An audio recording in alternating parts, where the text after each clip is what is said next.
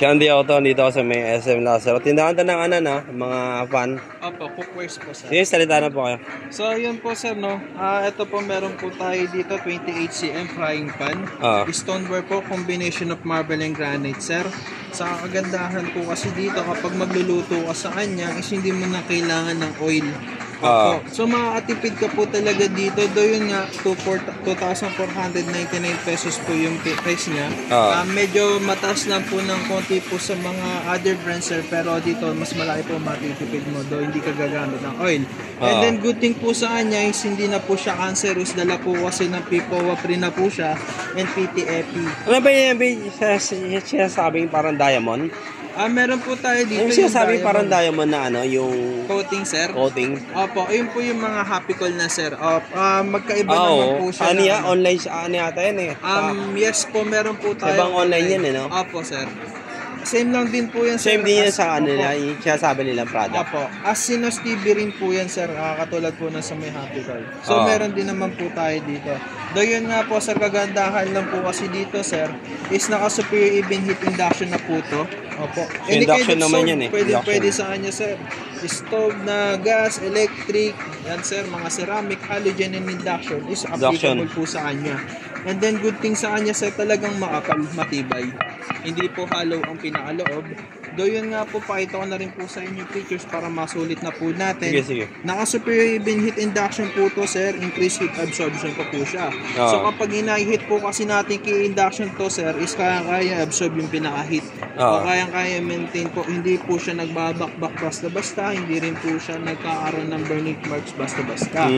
So yun nga, kagandahan pa po dyan sir, pagdating po sa pinaka-surface niya sir, dito po, stop na po yung surface niya pagdating sa mga scratches sir. So hindi siya basta-basta nagagas. So hindi na kailangan lagyan ng oil yan, di ba? Opo, hindi na po. Depende na lang po sir kapag magluluto po tayo ng isda.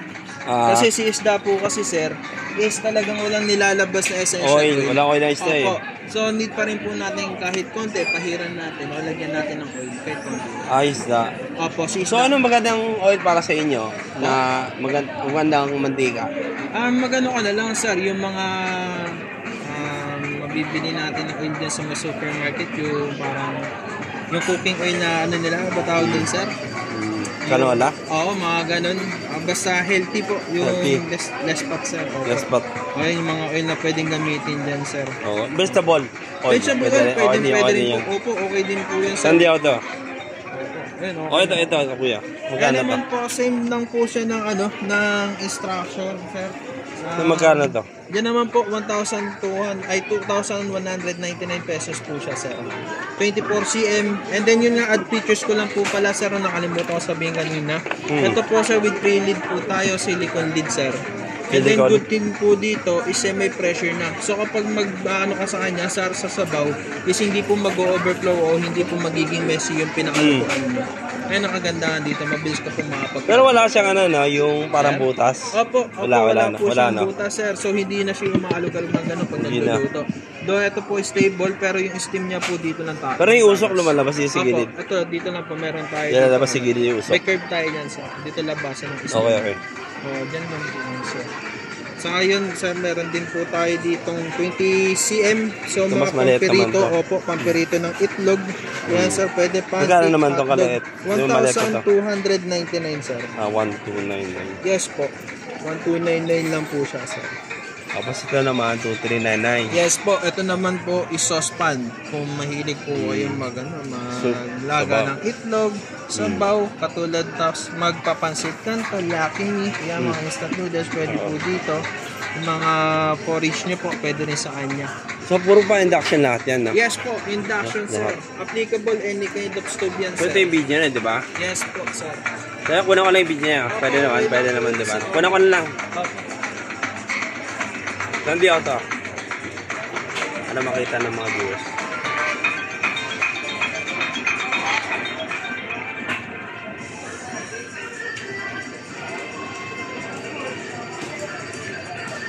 Ito ba? Ulit natin para kompleto.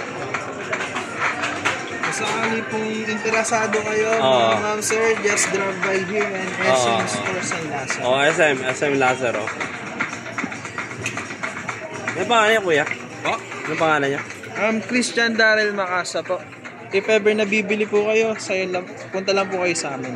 Ayan, ako na lang din po ang hanapin yung mga sir. Okay. Ayan, sir.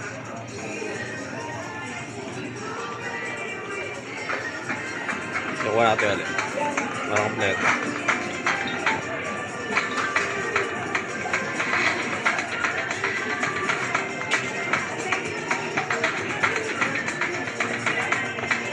Siya dumidikit na.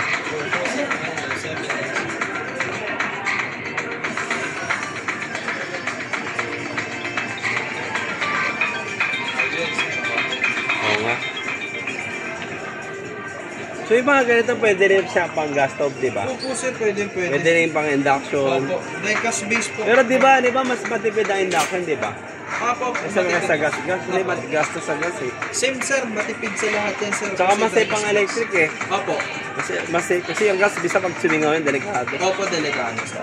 Kaya ako, puro induction na gamit ko sa bahay. Sakto sir. Wala naman di ka, pag yun. Mga mano.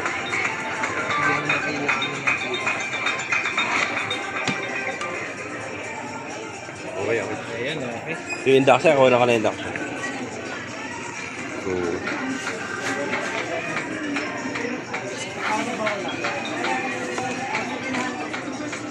Induction ko may double ako sa kasi single. Pero ginagamit ko yung single. Yung double ko, paka na lang siya.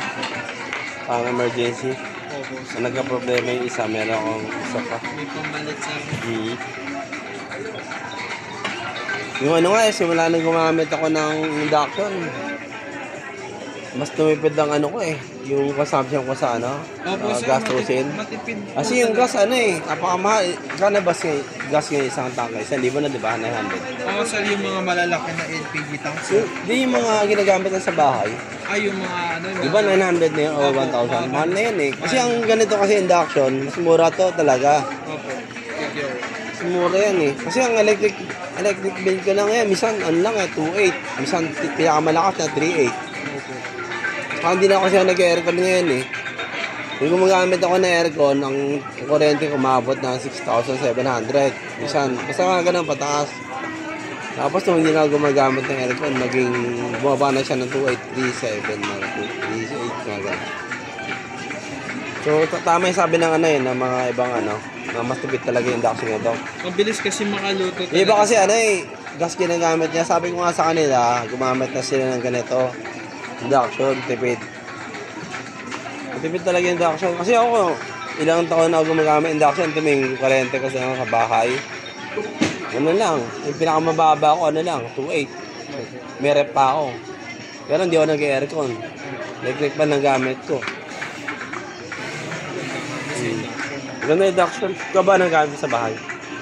Sir, ngayon, wala pa po ako induction eh. Wala pa po induction eh. Pero talagang gas? Opo, talagang mataas ang kain ng gas eh. Malakas. Magkano na konsumo mo sa gas? Kasi yung mga binibili namin sir, yung mga rektahan ng burner sir, ngayon nasa 200 plus.